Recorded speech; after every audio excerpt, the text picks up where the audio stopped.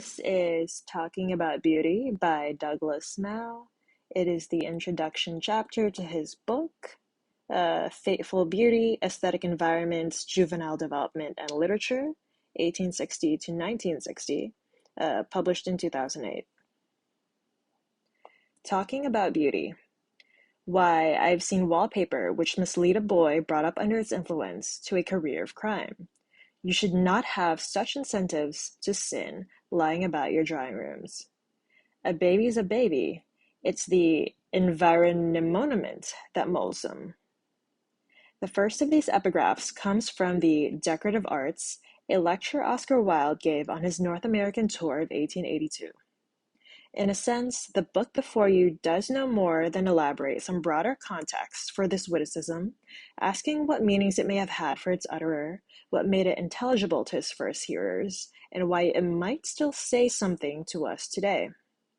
Answering these questions in depth, however, means tracking a set of ideas about environment's work on the young through a range of appearances on terrains as diverse as interior decoration guides, popular child-rearing advice, juvenile delinquency codes, innovations in public and domestic education, debates about determinism, the emergence of neurophysiology and psychology, the discourse of the unconscious, the history of aesthetics, and, centrally in this case, some of the forms of writing we call literature. One could say then that this book describes how a vast array of arguments, speculations, and practices converged in the last part of the 19th century and the first part of the 20th around the matter of the growing human organism's molding by surroundings and circumstances. Wilde's bon mot about wallpaper was probably not, it must be said up front, the fruit of extended deliberation. Nor does it seem to have been intended as much more than a throwaway. As Wilde enthusiasts know, the lecture tour originated with Richard D'Oyly Carte, who was both a manager of lecture circuit talent and a producer of Patience, the W.S. Gilbert Arthur Sullivan operetta that debuted in London in April 1881 with a parody of Wilde named Bunthorne at its comic heart. Seizing an opportunity to combine business with business, D'Oyly Carte engaged Wilde by way of introducing Bunthorne's original to North Americans, who could see Patience in New York by late 1881 and soon after at many venues across the country. For the first weeks of his tour in January and early February 1882, Wilde emitted epigrams, dined with luminaries, set tongues wagging with his flamboyant costume, and enjoyed massive newspaper coverage. He also gave a relatively learned lecture entitled The English Renaissance of Art, in which he spoke at length about the theoretical foundations of the aesthetic movement and the critics and artists who helped, intentionally or not, to bring it to birth. John Ruskin, William Morris, Algernon Charles Swinburne, Walter Pater, James McNeill Whistler. But the response to his performances on and off stage was not altogether encouraging. Attacks in print and at his lectures edged from hostile to cruel and, what was much worse, audiences sometimes seemed bored. Wilde, therefore, set out to tone down his outrageousness and to devise a more accessible introduction to art and beauty. The major production of the latter effort was The Decorative Arts, which he wrote in Chicago, drawing heavily on late additions he had made to The English Renaissance, and which he first gave in that city on 13 February. This offering, which dwelt less on high cultural names and more on the need to bring beauty, taste, and good design into the home, became Wilde's most popular lecture, the one he would give when making only a single appearance in a given locale. The wallpaper remark did not appear even in early versions of the decorative arts. It seems to have emerged as Wilde, making his way west, continued to revise. Nonetheless, it fits perfectly with the proselytizing mission of the tour, and indeed with Wilde's long campaign, inaugurated well before his trip to America, to shift the ground of virtue from a narrowly conceived morality to a lush aesthetics. Hearing the phrase incentives to sin lying about your drawing rooms, a late Victorian would have thought first of indecent literature, along the lines of the wicked French novel invoked by Mr. Dunby in Wilde's 1892 play Lady Windermere's Fan. That Wilde meant to exploit this commonplace is confirmed by his choice of lying about, which obviously suits books much better than wallpaper.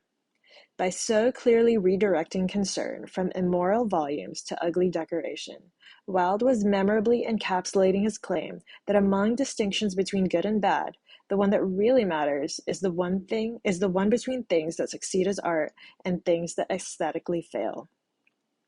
Yes, yet this is not quite the whole story of the witticism, for with it, Wilde was also indicating that art has a potent effect on conduct, and lending this point a certain topical character by tapping into widespread concern about the origins of criminality and the lawlessness of youth. As social historians have shown, the early years of the 19th century witnessed the birth of the juvenile delinquent as a social problem, while the latter saw a further proliferation of efforts to address fears of both of young people and on behalf of young people. In other words, Wilde's comment falls squarely within a period when solicitude about dangerous children and children in danger, to use the apt phrasing of Jacques Donzelot, was reading to unprecedented philanthropic and state-sponsored intervention in the lives of minors. Axiomatic for proponents of such action was that it must be possible to make better citizens by changing the environments in which young people mature, especially young people of the lower classes, whose ways of living appalled middle-class observers, and from whose ranks the delinquent population was mainly drawn. Wilde's joke depends partly, then, upon an incongruous pairing of working-class destiny with middle-class milieu, of criminal career with drawing-room furniture. Yet the main source of humor in the wallpaper remark is neither an inversion of values nor a collision of classes. It is, rather, a disproportion between large result and trivial cause. The motor of the epigram, which places it within a tradition, still very much alive, of jokes turning on the outsized portentousness of decoration, clothing, and other ephemera, is the suggestion that something as trivial as wallpaper could exert the kind of influence more usually attributed to drunk parents, thieving peers, or the deprivations of slum life. A mere domestic covering, an affair of surface by definition, wallpaper seems the very antithesis of profundity, as Wilde would recall again in his last great line, "My wallpaper and I are fighting a duel to the death. One or the other of us has to go." In the lecture auditorium as at the edge of the grave, however, the joke is much more than a joke, for Wilde's 1882 audience would have seen how it condensed the thesis of the decorative arts as a whole, that aesthetic environments, represented especially neatly by wallpaper, a furnishing that literally surrounds, have enormous power to shape the character and intellect of the young.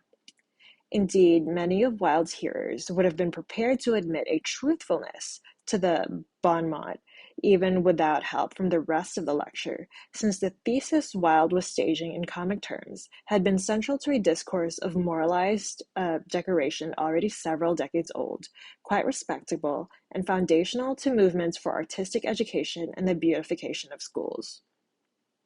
Some of the specifics of that discourse will claim our attention further on, but for now we will do best to linger with this matter of small causes and large consequences. A little earlier in the text of The Decorative Arts, Wilde observes that the good we get from art is not what we derive directly, but what improvement is made in us by being accustomed to the sight of all comely and gracious things. What is important about art, in other words, is not the moral lesson we might draw from the narratives it represents, predominant 19th century view, nor is it intense experience in the presence of the thing, as many theorists of the aesthetic, not excluding Wilde at other moments, would argue. What counts is something more nearly like a developed inattention to beauty, a taking of graciousness for granted, a becoming accustomed to the comely that somehow improves our very selves. From this suggestion, Wilde moves to some thoughts on art and education, and it is here that our epigraph resides. Consider how susceptible children are to the influence of beauty, for they are easily impressed and are pretty much what their surroundings make them.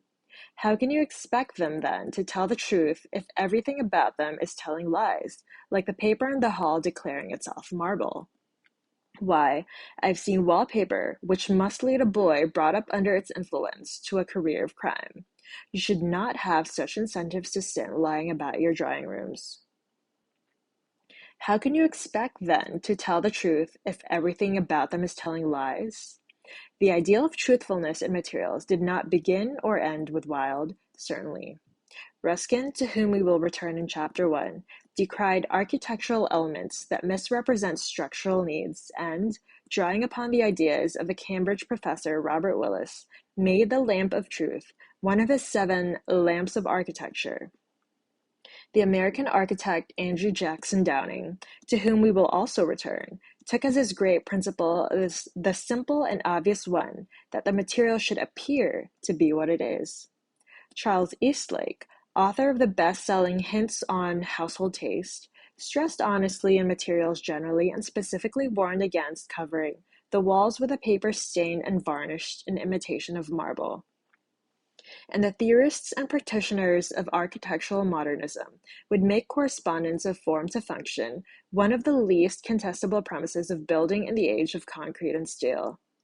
Read in this tradition, Wilde's allusion to truthfulness can seem to explain the influence of domestic furnishings by way of a kind of moral allegory after all.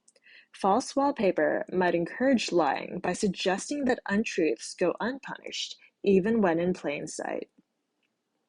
Yet it is not clear that a young person meeting such wallpaper would draw this kind of lesson consciously.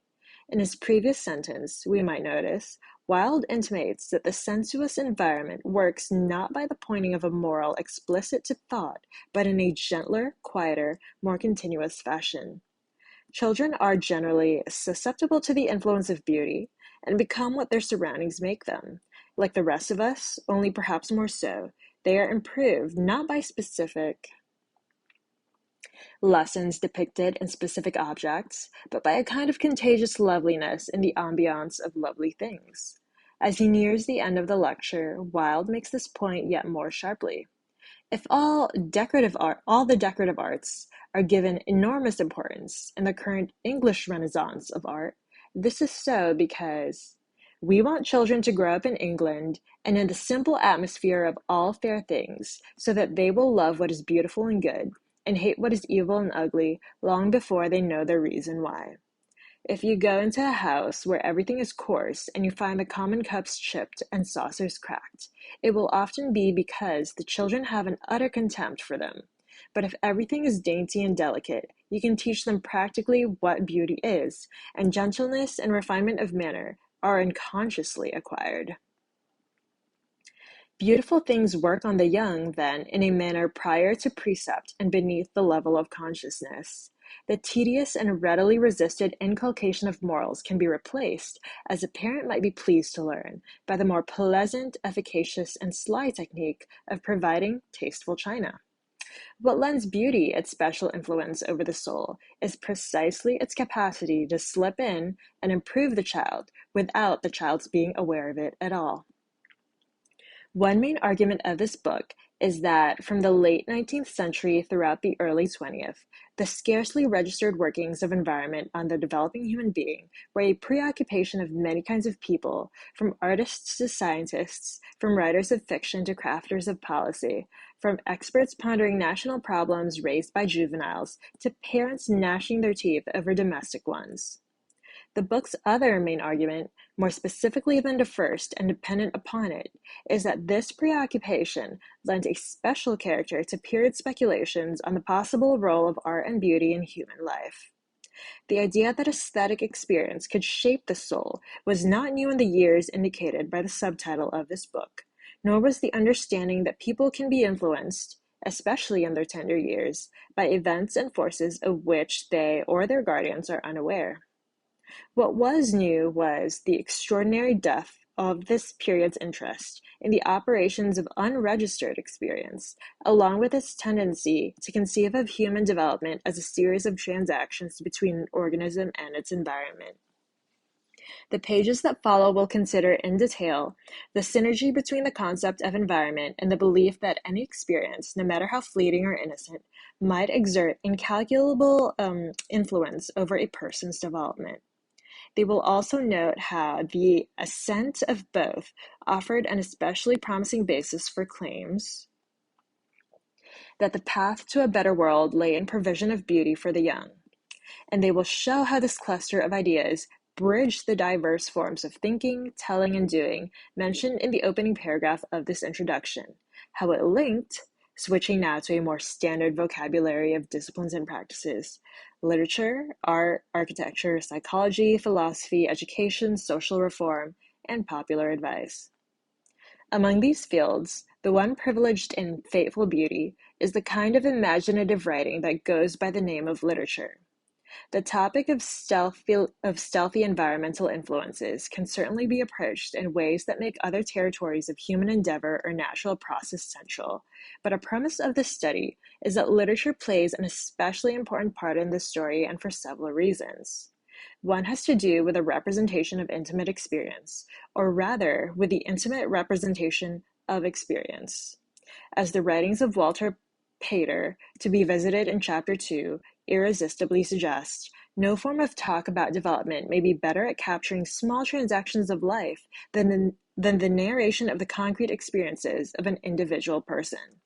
And because subtlety and delineation seems to suit subtlety and things delineated, literary narratives may be especially powerful in this regard, if by literary we mean to gesture at an unusual richness of meaning in the minutest details of language.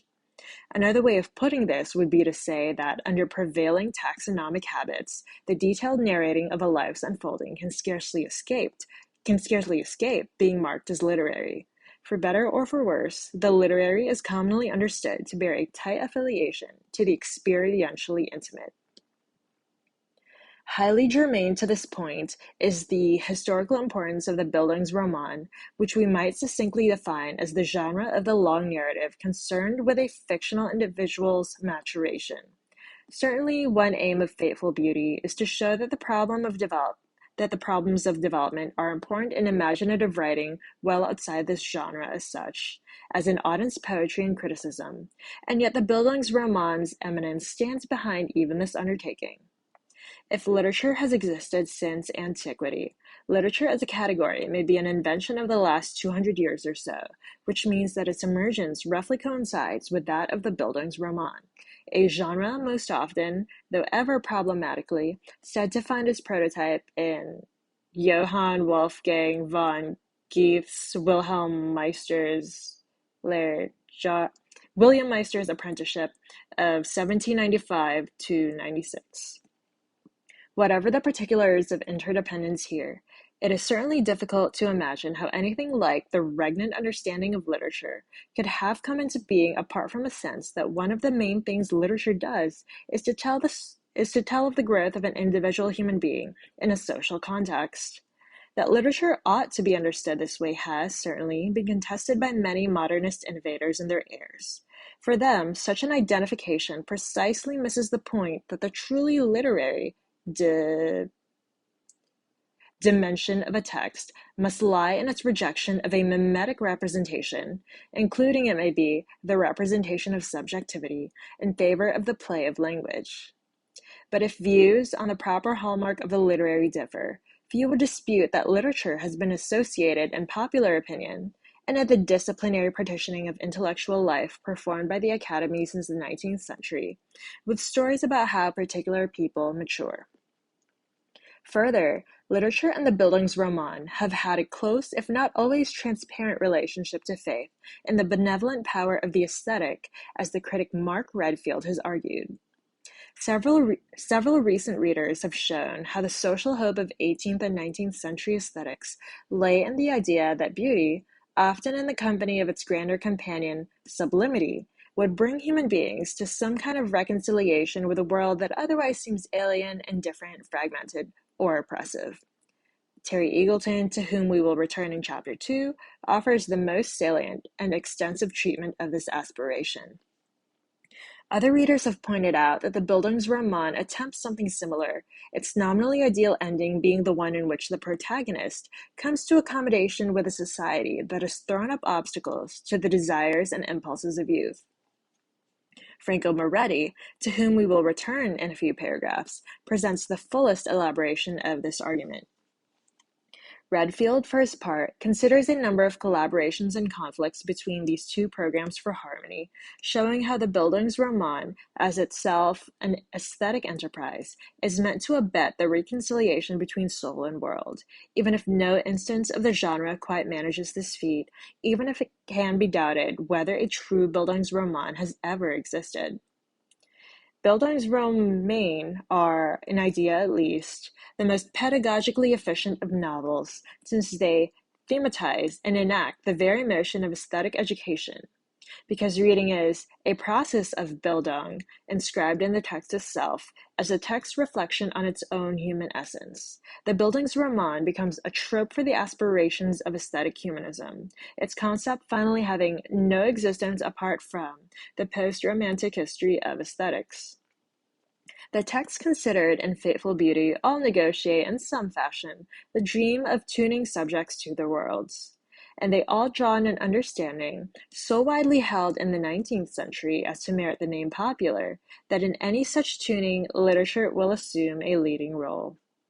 All this said, it would be a mistake to subordinate the project of the present study to the question, why literature? Equally relevant, one might say, is the question, why not literature? For a governing assumption here is that the study of literature, as of any art, carries intrinsic interest, that it makes a contribution to knowledge requiring no apology in other terms, even if, as has been suggested in this case, other terms are eminently available. Fateful Beauty is not intended to constitute cultural history as opposed to literary criticism then, nor does it aim to use literary texts merely to illustrate historical phenomena more interesting than the texts themselves. It aspires rather to a kind of stereoscopic effect in which one frame, wherein the object of study is a series of literary works, merges with another, wherein the object of study is a preoccupation ramifying widely throughout culture and society. The hope is that readers principally interested in literature will see how its readings are not just enhanced by, but inextricable from, its reconstruction of more broadly permeating convictions and trends, even as those with a primary interest in psychology, education, or social reform will see why procedures associated with literary criticism are necessary to the historiographical work it undertakes. The first chapter of Fateful Beauty examines several aspects of late 19th and early 20th century thinking about developmental environments. It begins by considering how the image of the vulnerable child figured in a variety of efforts to manage the experience of young people within and without the family, then turns to the growth of interest in the human organism's stealthy shaping by environment so named. This question of stealth, requiring further elaboration, it next discusses how discoveries in physiology and early psychology enhanced interest in the mysterious quasi-chemical processes by which character is formed, that is, in what we might call a developmental unconscious, before concluding with a look at how such preoccupations govern period hypotheses anent the nature of the aesthetic. Some elements in this wide-ranging chapter bear quite obviously on everything that follows. Some resonate more strongly with some sections of the book than with others. Some do not have acute application to any succeeding chapter. But the aim here is not to pave the way for later demonstrations that these phenomena were all directly registered in literary texts. It is rather to show that for the later 19th and early 20th centuries, increasing anxiety about the susceptibility of the young, the rise of environment as a major term of thought, growing attention to the significance of the unconscious, and new understandings of art and beauty profoundly affected each other, that they made even a certain practical and theoretical constellation centered on the insight that people become who they are through experiences of which they may hardly be aware.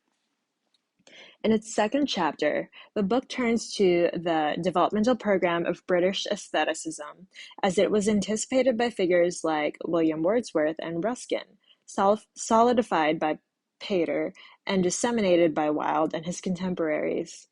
Here the argument is that Pater and Wilde find in the aesthetic a double benefit: the stealthy action of the beautiful environment rendering the soul more beautiful, even as highly conscious aesthetic experience, provides an opening for a sense of freedom from determination by external forces.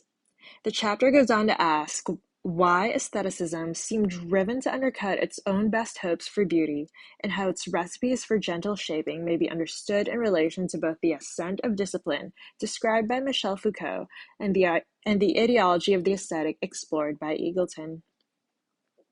Chapters 3 and 4 focus on James Joyce and Theodore Dreiser, both of whom grew up in the shadow of an apparently conclusive demonstration by modern science that an individual's acts and qualities are determined by environmental forces working upon hereditary constitution. Pater and Wilde were also immersed in this understanding, but where it led them to a certain positive excitement about the possibility of young people maturing amid beauty, it led Joyce and Dreiser to forms of rebellion against aestheticism's ideals. In Joyce's framing, the virtue of the aesthetic lies not in the habituating to fair things described in the decorative arts, but in its tendering of an order of experience that, more in line with the second of the two benefits recognized by Pater and Wilde, offers a liberation from circumstances through a suspension of appetitive desire. For Dreiser, meanwhile, Joycean as well as Wildean forms of aesthetic optimism are undone by the recognition that the yearning for beauty is itself a desire of the organism, and thus a means by which environmental forces extend or confirm the control of the soul. In exploring Joyce's and Dreiser's responses, the chapter considers afresh the relationship between aestheticism and literary naturalism, which has been discussed periodically over the years, but little examined lately and never substantially treated in terms of beauty's stealthy shaping. The final two chapters turn to what we might regard as a last phase of the critique of aesthetic optimism, as unfolded by two gifted makers of literary art who were also high-profile public intellectuals in the middle years of the 20th century. Figures, that is, whose work furnishes a singular record of what issues were being pondered by the kind of people whose main business was to ponder issues. Chapter 5 argues that much in the extraordinary oeuvre of the novelist and journalist Rebecca West turns upon a sharp dismissal of the belief that any milieu can remain secure against external forces of rupture.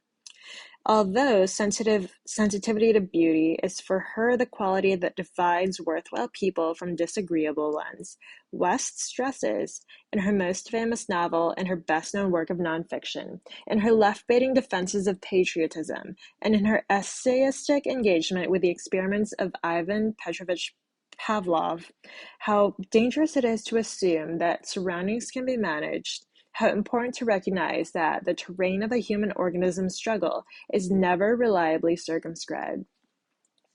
Chapter 6 turns to yet another encounter between a writer and a scientist to examine how, in the 20th century, views of environment's power could shape politics.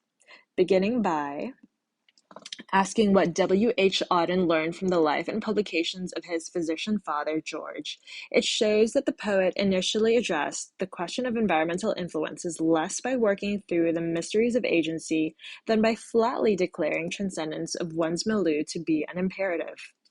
The chapter goes on to survey Auden's concerns about the possible conflict between the manipulation of juvenile conditions and the nurturing of free will, and to show how his vision of the making of the artistic soul relies on dissonance rather than concord between the environment and the growing organism. A brief epilogue to the book visits some scenes from the careers of beauty and environment after the middle of the 20th century. Given the close connection between literature and stories about people growing, the claim that many writers of this time were profoundly concerned with human development might not in itself seem cause for comment. Yet this assertion does, in its way, run against a common understanding of what happened to literature in this period, and particularly to the novel after about 1900. Several influential critics have argued that European and North American writers in the 20th century turned away from the 19th century's delight in narrating how young people mature and devoted themselves instead to stories about how young people do not mature, about how life in the modern world is an affair of stagnation or regress. Patricia Myers Spacks, for example, has written eloquently about early 20th century novelists' privileging of an empowering arrest affiliated with genius, while Franco Moretti has argued that even by the time of George Eliot and Gustave Flaubert, the historical and cultural configuration which had made the Bildungsroman possible and necessary had come to an end. Not only had it become difficult to believe that the biography of a young individual could be the most meaningful viewpoint for the understanding and the evaluation of history. By the turn of the century, according to Moretti, youth had begun to despise maturity, to define itself in revulsion from age, and to look for its meaning within itself, because adult niches had ceased to seem remotely hospitable. That there is a great deal of truth in these assessments will be obvious to anyone familiar with the troubled young heroes of late 19th and early 20th century novels, or with the cultural shifts that occurred between, say, 1870 and 1920. When Jose Ortega y Gasset, born in 1883, recalled, "In my generation, the manners of old age still enjoyed great prestige. So anxious were boys to cease being boys that they imitated the stoop of their elders." He was also acknowledging how rapidly things had changed thereafter. Still, the assertion that the significant literature of the era largely replaced exuberant growth with desperate stasis has to be qualified. As we will see, the dream of the individual's flowering into harmony with society may have been subjected to new kinds of skepticism, but interest in how young people become the adults they become remained high. If this continuity is hard to see, one reason may be that the interest itself came to be directed at hard to see factors, to be governed once again by a feeling that the really crucial transactions occur on so molecular a scale that they resist elevation to anything recognizable as plot. Although Pater, Wilde, Joyce, Dreiser, West, and Auden all have something important to say about the shaping power of juvenile environments, they do not always say it in texts in which stories of young people take center stage. This and preceding references to the writing of the period clearly invite another question about this book, however.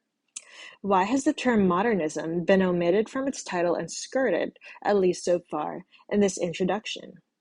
For answer, we might begin with the point that modernism was not a word much on the lips of the authors with whom Fateful Beauty is occupied. It only came into its current use around the middle of the 20th century, referring at first to a movement, trend, or group of formal features, radical experimentation, difficulty, fragmentation, refractoriness, and malaise, among others, associated with certain innovative artists and writers. Only a little later did it come to also name a span of years. With this turn, of course, those cultural producers and works that look more modernist in the qualitative sense came to be seen as epitomizing the age's meaningful progress, while others tended to recede from view. To have been non-modernist in the age of modernism was, so it now seemed, to have been out of sync with the times, retrograde, or irrelevant. It can also be argued that when modernism became the dominant temporal marker in the story of the arts, the qualitatively modernist features within particular works and oeuvres became the ones easiest to discern and most necessary to discuss. Because concern with developmental environments has not heretofore been regarded as a leading characteristic of modernism in its qualitative acceptation, however, centering the study on modernism would mean either 1. Deploying the term as a purely temporal designation, or 2. Arguing at length that this concern was a distinctive dimension, though so far little noticed, of the web of texts and writers that have been marked modernist in the qualitative sense. Both options prove problematic. Certainly the most generous demarcations of modernism in the Anglo-American world might adopt something like 1860, or at least Pater, as a start, 1960, or very late West and Auden as an end. But precisely because so large a span hovers just within the limits of the plausible, and because rival accounts might put the beginnings as late as 1910 and as close as early 1930 or even 1925, the invocation of modernism would seem to demand fuller defense here than it would in a book zeroing in on, say, the second and third decades of the 20th century. It would appear to require some buttressing by demonstrated relevance to modernism in the less contested sense, the one that refers to groups or qualities, which is to say that option 1 passes directly into option 2. But option 2 again has problems of its own. To make a strong case that one is revealing a hitherto unnoticed feature of modernism, as school, style, or corpus, one would have to devote substantial attention to artists recognized as modernist, to demonstrate that the newly disclosed traits or interests accompany ones that have already put those artists securely into the modernist category. Among the writers substantially visited here, however, only Joyce has impeccable modernist credentials. In crucial respects, Dreiser, Wilde, the later Auden, and West can be understood as anti-modernist, while Pater's work seems to many less an instance of modernist practice than a stimulus to modernist innovation. Nor will this book's personnel fully cooperate with an attempt to forge an intriguing trajectory, say from incipient modernism to intense modernism to attenuated modernism. Were we to rank our principal authors from most to least evidently modernist, we might come up with something like Joyce, early Auden, Pater, West, later Auden, Wilde, Dreiser, or the fourth, sixth, first, fifth, seventh, second, and third of our writers, chronologically speaking. Preferable to either of these two options, then, would seem to be a relatively sparing use of modernism in this study. This tack has the collateral virtue of affirming something important to those who like a certain thickness or range in the readings of culture of a given period, that the intellectual and artistic life of this era does not necessarily look less bristling or vibrant if we expand our scope beyond the figures generally regarded as most central to high modernism. Still, it would be wrong to imply that this book has little to contribute to the ongoing critical conversation about modernism's meanings. As one of the readers of its manuscript pointed out, one way of understanding modernism is to see it as driven by a sense of a contest over who was best equipped to describe and amend human relations, a contest in which artists, still drawing inspiration at some level from earlier ideals of the poet sage, saw their opponents as social scientists, natural scientists, and other professional analysts of the modern world. In such a frame, the 6 writers principally discussed here would be inescapably or even essentially modernist, though their ways of joining the contest in question clearly vary. West and Auden enter the fray most directly, perhaps, inasmuch as they most visibly arrogate to themselves the right to critique and adapt extra-literary theories about human behavior for their own projects.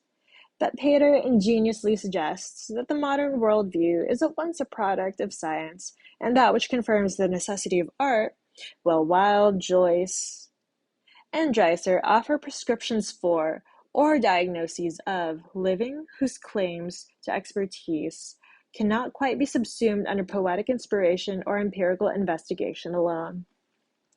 Even at its most narrowly delimited, moreover, modernism was entangled in crucial ways with questions of beauty and receptivity to environmental stimuli. 3 of these bear particular mention here. First, it will soon become clear that many of the ideas about human development examined in Fateful Beauty depend upon an engagement with the concept of the moment.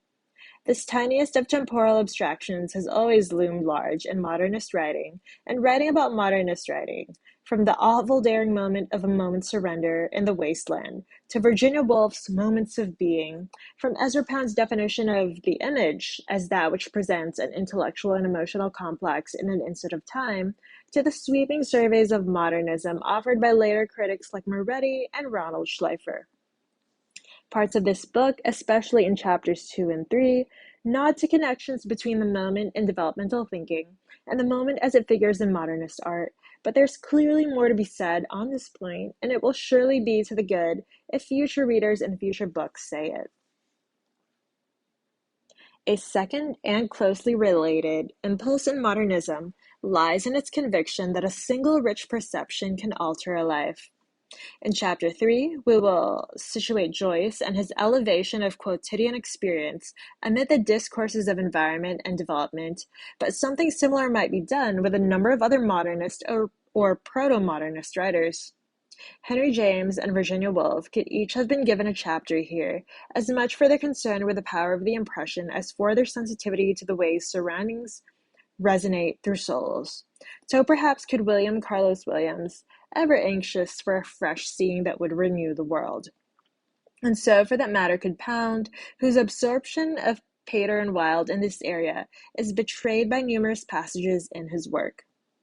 In one, from 1916's Gaudier Bresca, Pound declares that James McNeill Whistler and the Impressionists have made him more conscious of the appearance of the sky where it jets down between houses, of the bright pattern of sunlight which the bathwater throws upon the ceiling, and that all this is new life, it gives a new aroma, a new keenness for keeping awake. This testimony to aesthetic resurrection leads to a third and rather different point of entanglement: the importance of not traditionally beautiful and the ugly in modernist aesthetics. On the first page of her study of the modernist cult of ugliness, Leslie Higgins quotes the following epistolary comment, March 1918, from John B. Yeats to his son William. The poets loved of Ezra Pound are tired of beauty, since they have met it so often in plays and poems and novels and in ordinary life. It has ceased to be unintelligible, so very naturally and inevitably they turn to the ugly, celebrating it in every form of imitation. Pound may have taken exception to the elder Yeats's terms. As Higgins notes, he and many other modernists were often ready enough to promote beauty as such, but it's clear all the same that in the early part of the century beauty suffered from its very positivity, which allied it with qualities disdained by moderns and allegedly beloved by Philistines: spiritual elevation, sexual decorum, piety, cheerfulness. As the century wore on, interestingness displaced beauty as the essential quality of valid art. Praise of beauty in art came to seem ever more anachronistic and and in a development astutely noted by Dennis Donahue, casual allusions to beauty receded ever farther from the legitimate conversational terrain of heterosexual men. As if this were not enough, the last decades of the century saw trenchant critiques of the ideological work of the aesthetic and of sensuous pleasure. Pierre Bourdieu, Laura Mulvey, Paul Demon, Eagleton, that made it difficult to offer a judgment of beauty without recalling the exclusions, injustice, and violence perpetrated in its name. Recently, however, and perhaps partly because these critiques made the aesthetic look more blooded and forceful than it had for some time, beauty has enjoyed a certain return to favor. Against the charge that aesthetic judgment has always been an implement in the class warfare practiced by the high upon the low, adaptations of Bourdieu, and that the sensuous pleasure taken in an object amounts to a violation of it, extensions of Mulvey. Well-known critics such as Wendy Steiner, Elaine Scarry, and Donahue have mounted eloquent defenses. They have pleaded that attacks on pleasure perform their own suspect kinds of ideological work, that the feeling for beauty and the feeling for justice augment each other, that we have much to gain not only from the unsettling experience of beautiful things, but also from irresolvable debates about the value of beauty. This impetus towards a theoretical reevaluation seems, further, to have encouraged or dovetailed with an efflorescence of interest among novelists and poets. Zadie Smith's novel On Beauty, for example, plays off Scarry's On Beauty and Being Just, while Alan Hollinghurst's Booker Prize-winning line of beauty draws its titular conceit from an ingredient of aesthetic success apprehended by William Hogarth in the 18th century.